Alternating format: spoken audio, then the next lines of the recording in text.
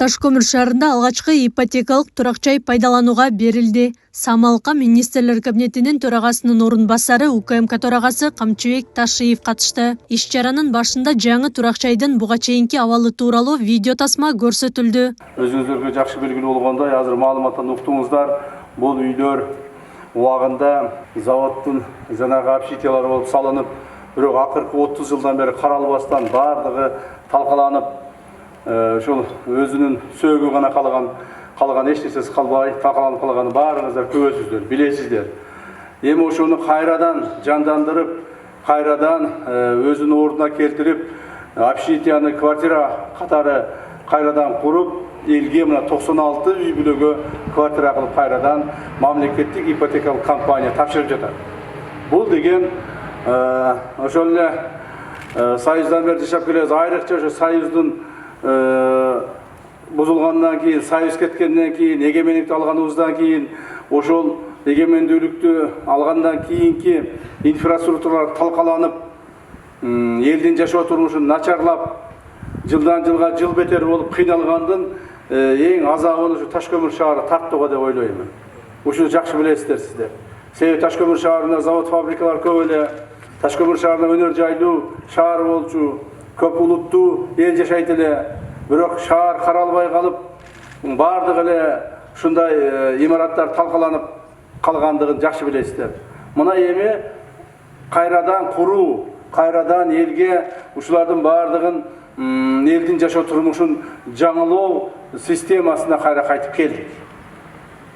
келдик. Ошонун негизинде бардык шаарларда, республикабыздын бардык булуң бурчтарында өзүңүздөргө жакшы белгилүү болгондой акыркы 3-4 жылда көптөгөн жумуштар аткарылып атат. Эми ошонун бир кезеги Ташкөмүргө да келип жетти окшойт деп ойлоймун. Так, мына биринчи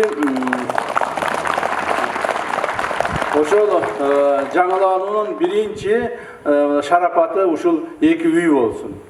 Мындан ары Ташкөмүрдө мына азыр мэр менен да сүйлөшөбүз, Ташкөмүр шаарында көптөгөн жакшы иштерди аткарууга белсенип отурабыз. Себеби өзүңүздөр жакшы билесиздер, урматтуу президентибиз Садыр Кожоевичтин биздин мамлекеттик органдардын алдына койгон негизги тапшырмалардын бири элдин жашоо турмушун оңдоо.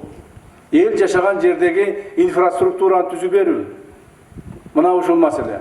Андан сырткары ушул эгемендүүлүк алгандан бери көптөгөн үй бүлөлөр, айрыкча жаңы курулган үй бүлөлөр өздөрүнүн үйүн ала албай, квартирасын ала албай, 10 жылдап башка мамлекеттерде мигрант болуп иштеп кыйналып келишти. Себеби мамлекет эч кандай жардам кылып, үй салып берип, же болсо ушундай бир жардам кол кабыш кыла алган жок. Ар ким өзүнүн арабасын тартып, ушинтип кыйналып кетишти. Эми мына президентибиздин тапшырмасынын негизинде мамлекеттин бардык булуң бурчтарында үйсүз жүргөн адамдарга үй салып берүү боюнча чоң мамлекеттик программа кабыл алынган. Ошонун негизинде бүгүнкү күндө мамлекетибиз боюнча 70 миңден ашык квартира курулуп атат. Ошонун мына азыр где-то бир 15 миңине жакыны берилип калды. Ташкөмүргө дагы мына 100гө жакын үй квартира берилип атат.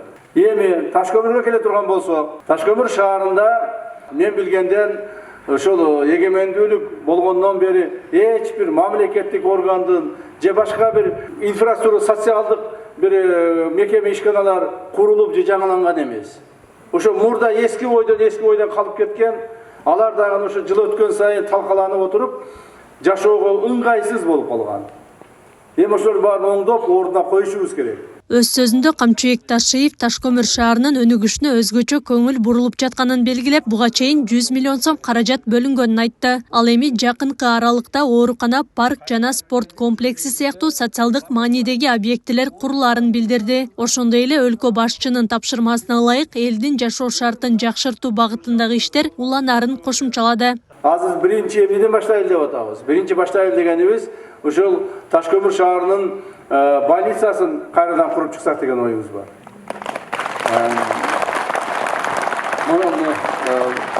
Мындан ары мына Ташкөмүр шаарынын больницасын куруп чыгайлы. Жанагы бир жакшы бир чоң парктары бар. Ошо парктарды элге жашоого ыңгайлуу кылып салайлы. Жана Жана ушул Ташкөмүр шаарына бир жакшы балдарга, жаштарыбызга керектүү болгон, Ташкөмүр шаарынын атын чыгарган, мамлекетибиздин туусун көтөргөн жаштар болсун деп чоң бир спорт зал салайын деп атабыз. Мына ушул үч нерсени тез аранын ичинде баштайбыз жана Кудай буйрса тез аранын ичинде ошол ишке тапшырабыз. Андан кийин быйылкы жылы Ташкөмүр шаарына 100 миллион сом акча бөлүнгөн, жолдорун оңдоо, анча-мынча ремонтторун жасоо, инфраструктураны оңдоо боюнча. Биз анын отчетун ала элекпиз, эми отчетун алабыз, карап көрөбүз. Эмне кылып ал акчаны кайда кетиришти экен. Андан сырткары мына стадион бүтүп атат. Стадион негизинде бүтүп эле калды, бирок жанагы футбол ойной турган аянтчасы бир аз даяр эмес экен. Ошондон анын ачылышын дагы жазга калтырып атабыз. Жазга чейин толук бүтүрүп анан ачайлы деп турупчу. То есть мындан ары биздин көңүлүбүз, айрыкча менин көңүлүм ушу Ташкөмүр шаарына бурулат деген ойдомун. Эми дагы кошумча Ташкөмүр шаарынын баягы биз быйыл берген 100 миллион сом акчасы жетпей калды окшойт. Дагы акча бөлүп беребиз. Калган каткан Ташкөмүр шаарынын ичиндеги бардык жолдорду жаңадан асфальттап чыгабыз буюрса. Эми билесиздер, мен азыр депутаттыкка коюп аткан жокмун, же башка жака коюп аткан жокмун, жөн эле абишет аткан жерим жок. Колдон келген, кол көз жеткен жана мүмкүнчүлүгүбүз бар жерде гана айтып атабыз. Кайсы жерге барып эмнени кылабыз десек, ошону кылып келе жатабыз элдин пайдасы үчүн. Ошон үчүн сиздерге дагы бул эми адамдардын арасында ар түрдүү адамдар бар да, билесиздер го. Сүйлөсөң дагы жаман көрүнөсүң, кылсаң деле жаман көргөндөр бар. Муну кылбайлы койбоду да дегендерчи. Аны азыр мен кеткенден кийин сүйлөп кетти дем, болобу болбойбу деп кабатыр болбоңуздар. Макулбу? Буюрса мунун баарын, ошол айткан нерселердин баарын жаса беребиз. Себеби биз мунун баардыгын өзүбүз же болбосо бир кайсыл бир саясий топ үчүн эмес, ушу мамлекетте жашаган эли журтубуздун жашоо тиричилигин өзгөрүш үчүн, жакшырыш үчүн жасайбыз. Биздин алдыбызга коюлган негизги президентибиз тапшырмасы дагы ошол. Президентибиз дагы айтат, кайсыл жерде жашабасын, кайсыл шаарда, райондо, чет жерде жашабасын, ошо элибизге инфраструктураны түзгүлө. Бардык күч аракетибиз ошого жумшайлы деп атабыз. Себеби мамлекетибиз Кудайга шүгүр дебесек болбойт. Мамлекетибиз Кудайга шүгүр, мурдагыдан көрө оңолуп калды. Себеби мурдагыдай кылып бюджетти талаптоногондор, коррупционерлер, бандиттер, жанагы элди коркутуп үркүткөн ар түрдүү хулигандар бардыгы жоголду. Азайды. Коррупционерлер жоголуп бүтө элек, бирок азайды коррупционерлер. Бандиттер жок болду. Же Ташкөмүрдө барбы? Жок Ташкөмүрдө. Анча-мынча Ташкөмүрдө дагы бар эле, мен билем. Качканы качты, бекингени бекинди. Жок, мен андай эмес элем, мен жөн эле бизнесмен деген атын атап чыккандар болду. Мейли, кандай болсо дагы мындан ары ошол бирөөгө зыянын тийгизбей жашаса болду. Так, ал эми мамлекеттик органда иштеген ар бир мамлекет кызматкерге дагы айтып коёрмун. Ушул Ташкөмүр шаарында жашаган биздин мамлекет кызматкерлерге элдин акысына тийишпегиле. Ким элдин акысына тийишсе, ким элдин мал мүлкүнө тийише турган болсо, ал сөзсүз мыйзам чегинде жоогун алат, жазасын алат. Ошондон силер ишенгиле ушуга. Себеби биз эгерде мурда ошо улуттук коопсуздук мамлекеттик комитети деле мындай көз жазымда калтырып келсе, азыр эч кимди көз жазымда калтырбайбыз. Эгерде Ташкөмүр шаарында коррупция болуп атса, коррупция өсүп атса, демек Ташкөмүр шаарында иштеген улуттук коопсуздук мамлекет комитеттин кызматкерлери начар иштеп атасыңар. Барбы бул жерде? Турсунчу көрөйүн. Ким жетекчиси? Ташкөмүр шаарында коррупция барбы жокпу? Жок десе, бирок бар азыр. Бар. Вот. Эми мына подполковник Исмаиловдун көзүнчө мен айтып коеюн, силердин көзүңүзгө дагы бир тапшырма берип коеюн. Урматтуу кызматкерлер, коррупция жасасаңар, жоопко тартыласыңар. Уктуңузбу? жакшылап караңыз. Ташкөмүр шаарында коррупция деген, элдин мал мүлкүнө кол тийгизет деген, же болсо мамлекетти бөлүп берилген каражаттардын талап тоноосу боло турган болсо, жеке өзүңүз жол бересиз. Уктуңузбу? Ошон үчүн ишти тездетиңиз, кыймылдатыңыз. Рахмат, бара бериңиз. Урматтуу эл журт, анда дагы бир жолу сиздер ушул жерге келип, мына үйлөрдүн ачылышына келгениңиздерге дагы бир жолу ыраазычылыгымды деген рахматымды айтамын. Бул жаңы башталышы гана болсун. Буюрса баары жакшы болот. Сабыр кылып, Кудайга шүгүр деп турайлы. Ташкөмүр шаарына дагы Кудай кааласа, мына жаркырап жайнап, сонун болуп туруп күн тийип турат бүгүн. Рахмат баарыңыздарга.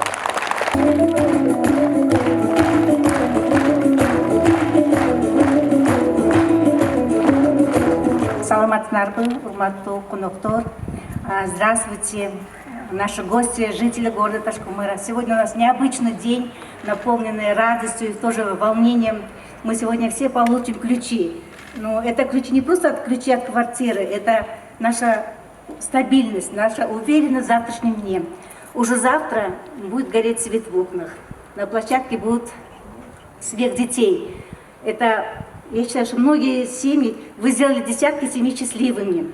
Я бы хотела выразить огромную благодарность нашему президенту, руководству страны, благодарность мэрии, работникам госипотеки, всем тем, кто вложил душу в этот проект. Я хочу, чтобы таких проектов было много, чтобы каждая семья имела возможность получить квартиру, стать намного счастливее и увереннее в завтрашнем дне. Большое спасибо вам за такой бесценный подарок. Туз дайыма ел берет биікте учай берсин.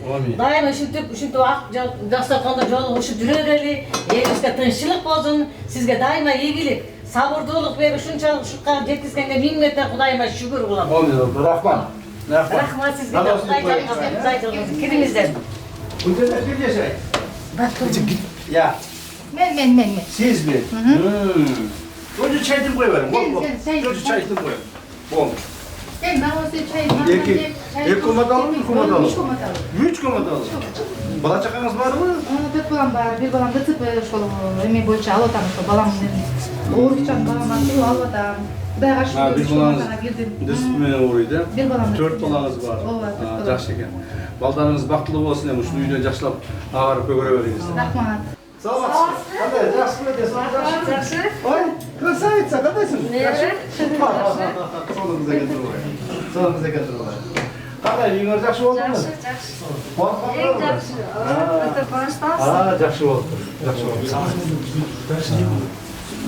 Канча комнаталы? 2 комнаталы. 2 комнаталы үй, э? Сен үйүңбү? Кандайсың? Жакшымы? Сон жакшымы? Канча балаң бар? Bir kızım var. Bir kızım var. Жакшы. Үйүң жакшы болуптур.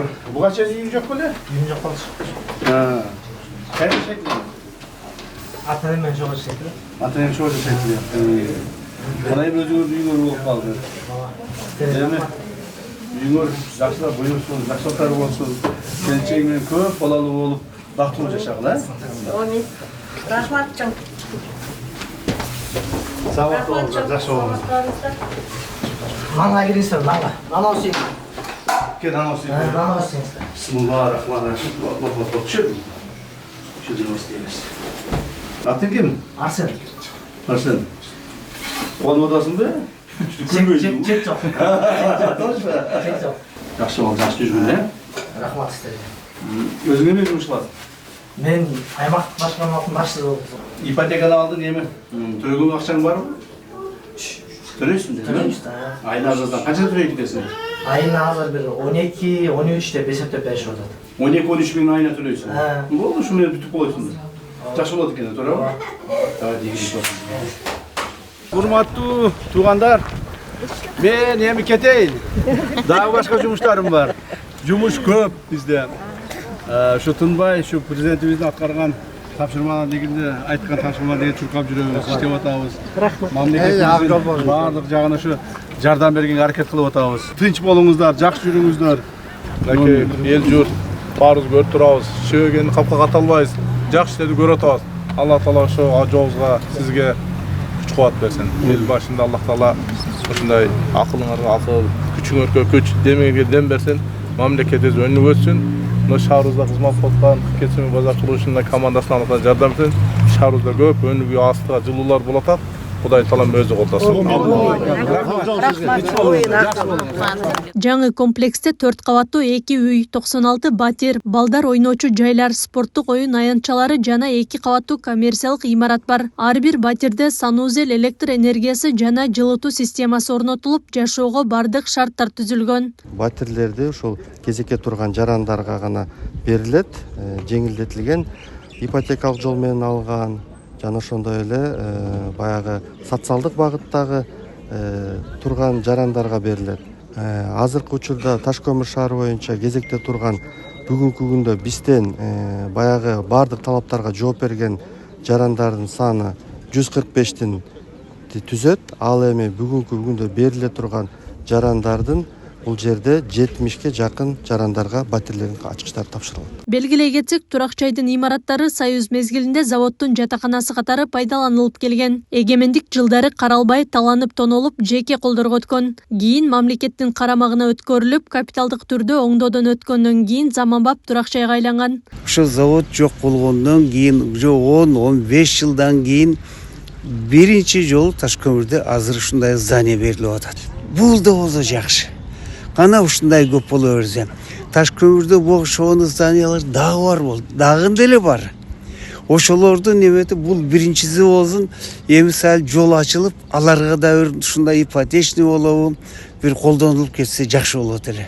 Ооба, бүгүн аябай жана ырда айтылгандай көптөн күткөн күн келди. Мен өзүм мектепте мугалим болуп иштегениме 25 жыл жүзү болду. Мен үй маселеси өтө бизде орчундуу маселе болуп келген эле. Мына былтыркы жылда 2024-жылы ноябрь айында кезекке турган болчумун. Мынакей жакынкы эле аралыкта ушинтип ипотекалык компания бизге байланышып, сиздин кезегиңиз келип калды дегенде аябай сүйүнүчүбүз, койнубузга батпай абдан чоң бир жетишкендикке ээ болдук деп эсептеймин. Рахмат ушунчалык мүмкүнчүлүк түзүп берген биздин өкмөт башчыларына, ошондой эле эң биздин президентибиз, өлкө башчыбыз, мамлекет башчыбыз Садыр Нуркожоевичке терең ыраазычылык билдиребиз.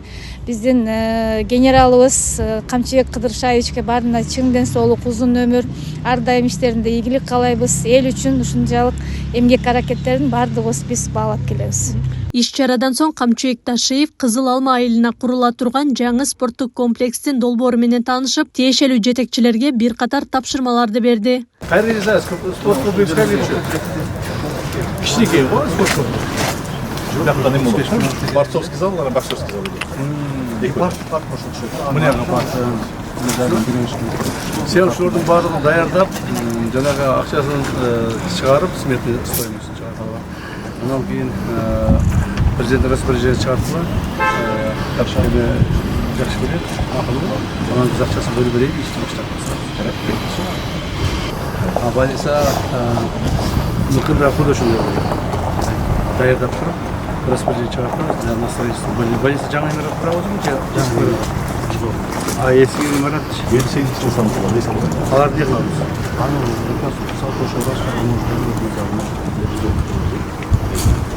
Мен карап чыгайын бизге. Карап чыккыла, жаңы курсак жакшы болот. Жаңы курсак сууну кылып, о даярдап туруп, жаңы курайлы больница. Аклай Карабаева, Замирбек Тойчубаев, Регион.